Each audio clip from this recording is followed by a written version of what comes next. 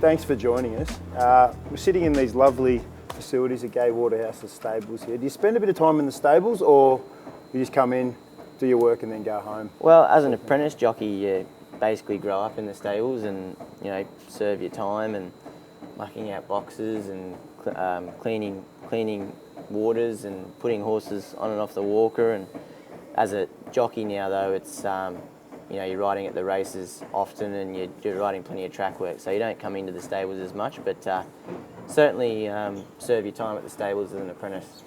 So in from cleaning out the stables to running in a $20 million race on Saturday, and you've got a horse who no one's really spoken about a hell of a lot, but it's on the second line of betting. Think about it. What's your feelings going into this race, and what is the prep like for you? Well, he's a very exciting horse. I think he's had 11 starts for 10 wins, and he's won 8 in a row. And it's going to be awfully hard for him to keep that picket fence going on Saturday. But I think he's a horse that's certainly good enough to do it. He's a horse that I still don't know where his ceiling is yet, and still don't know what his pet distance is. And I think he's got plenty of gears, and they're going to need to be pretty good to beat him on Saturday. Naturally, not luck in running and barriers and all that's going to play a part, but think about it's the sort of horse that you think on your feet when you're riding him, and just ride and react. And he's very good, and if we have any luck, he's going to be right there when the whip's cracking. Is that why no one's really spoken about, because there's been no sort of drama around it at all? You've just been going about your business, ticking off those wins on the way to potentially winning an Everest. It's a pretty good way to go about it. If you want to slide into a big race like this, you want to go like sort of stealth. Yeah, and what he does, he's just very tradesman-like. He doesn't win by a big margin. You know, there's always a horse sort of getting a little bit close to him that everyone wants to talk about, that was the better run, but at the end of the day, all you can do is win, and that's what he does. Winners win, and he always just seems to find a way. We spoke about a little bit of the drama with the Everest. The favourite goes out after the jockey got kicked off. Another one comes on. So with this race, who do you see is going to be the danger for? Think about it. What do you think is the horse that maybe everyone's talking about, but maybe you think you're worried about that one the most? Yeah, I think, you know, you got to respect the whole field. At the end of the day, they're all good horses and they're all in the race for a reason. I wish I win is that for me the natural standout. He's an exceptional horse, and he's going to be a horse that's mighty hard to beat. Also an old hardhead, so to speak, Private Eye. I feels a horse that could be in career best form. That's going to be mighty hard to beat. Then you got the 3-year-old Shinzo and Cylinder. They've got a huge weight advantage. Both of those only carrying 53, and you know, the older weight for age horses have to carry the 58 or 58.5, whatever it is. So I think a horse like Cylinder, that had a bit of a tough run in the Golden Rose over 1400, kind of, you know, puts a bit of a finishing polish on those horses coming back to 1200. And like I said, I respect all of them, but like I say, I think they're going to have a few gears to challenge Think About It, and they may challenge him. Like I said, it's his stiffest test to date, but he's going to make his presence felt. Is the Everest your grand final as a jockey? Because we talk about the AFL grand final and NRL grand final, that's done and dusted for 2023, happened a few weeks ago. What's a jockey's grand final? Because there's so many good races and you ride throughout the whole year.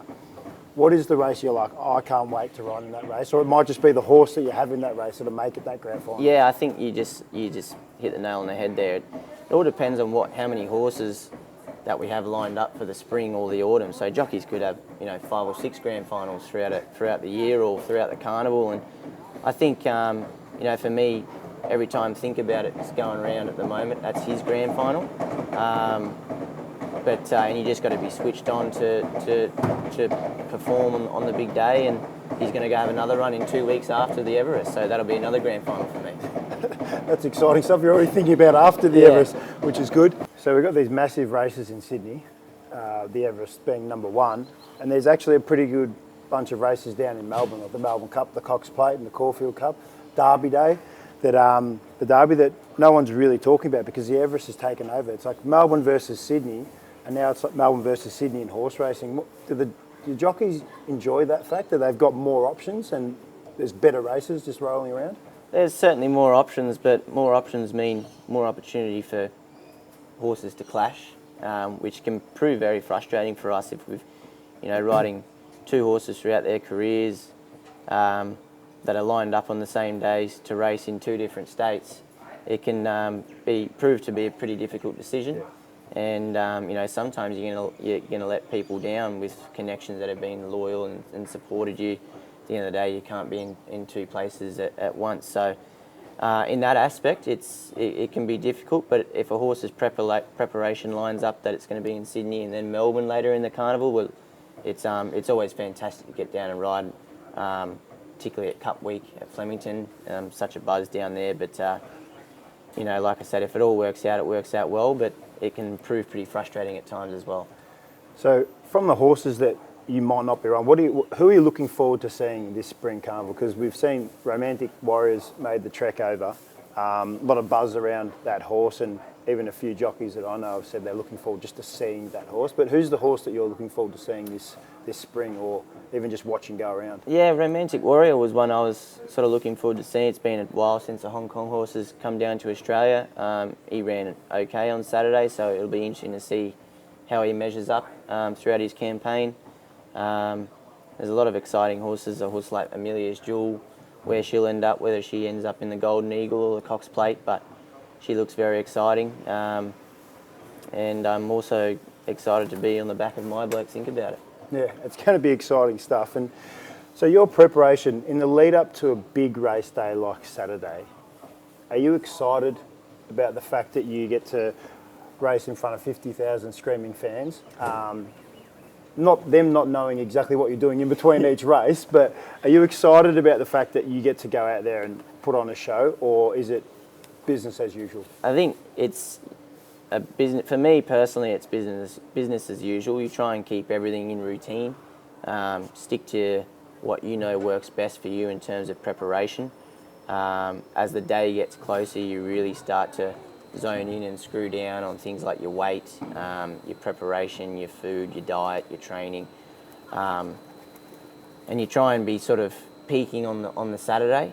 In terms of being excited, well, yeah, no, I'm excited about, again, riding a great horse like Think About It, because I'm very lucky to be given this opportunity to be riding in the world's richest race. So I'm probably excited for different reasons than other people. Yeah. I'm more anticipating it, getting the job done and putting the feet up on a Saturday night and having a beer. But it's, like I said, I'm very fortunate to be in the position I'm in of being in the world's richest race. Yeah. And the fact is you have 8 rides, excuse me, you have 8 rides on a Saturday. Race 1, say you have a winner. How long do you actually enjoy that moment for? Is it like you give yourself 5 or 10 minutes and then you're like, all right, next race, on we go, the next one? Yeah, again, it depends how busy you are on the day, but if you can kick off the day early with a winner, it certainly gets the confidence levels up. But if your best ride on the day is in the biggest race, you just got to zone in on that and try and remain very level all the way until the moment arrives. And again, if you've got a few rides, all of the connections of that horse and the trainer of that horse have worked just as hard to prepare a horse for a lower grade race as say a horse like the Everest. So they all matter to people involved in that horse, and you're employed to go out and do the job and go out and care just as much and try and put in a performance on top of that horse, the same as what you would in a Melbourne Cup or an Everest. So I think it's important to stay very level and treat every horse and every race as an individual. Take out the Everest. What do you think is the best race in Australia? Oh, look, you got your traditional Melbourne Cup. Certainly wouldn't knock that back on the mantelpiece, that's for sure. It's hard to dream. You dream about winning a Melbourne Cup, but it's such a hard race to win, being a handicap. Lots of horses nowadays coming in from overseas, bringing their own jockeys. Horses very light down the weights, 51s. It's an extremely hard race to win. In terms of an Everest, it's been actually a really good race for me in terms of opportunities. Since 2020, I've had a ride in it every year and run third in it last year. So I feel like an Everest is a race that I've got a little bit of a sniff off. I've gotten close, and particularly Sydney with really good sprinters. It's a race for a Sydney jockey to get good opportunity in, and like I said, I've ridden in it for the last 3 or 4 years straight. So, you know, you got your Golden Slippers, which I've run second in last year, and again, those races are within reach. You just got to wait for your time until it's your turn, basically. But hopefully this year it's my turn in the Everest. Life outside of riding a horse on a Saturday, you actually like riding a horse at home. 500 acres, you got a nice little farm, you fancy yourself as a bit of a cowboy. Yeah, pretend cowboy. Pretend cowboy, but is that your away from work? That's you actually enjoy the fact you can cruise around your property. Yeah, it is. It's a bit of Yellowstone about you. Bit of fake Yellowstone. You know, chase a few cows, and it's a great. You need to have a release from, you know, life as a jockey. Some jockeys play golf, others, you know, play other sport. But I jump on my stock horse and chase around a few cows, so it's good. Beautiful. Well, thanks very much for the interview. We have met before. This is not the first time we've met. We met Kieran McAvoy's house after he won. After Kieran won on Classic Legend. After he won the Everest, and Kathy very nicely and politely told us to leave the premises. Yeah, so hopefully on Saturday we can meet up again. Well, hopefully it's my wife kicking us out. Perfect. That'd be good. We'll plan for that. Yeah. Perfect. Thanks, mate. Good man. Good luck Thanks, on the brother. weekend. Cheers.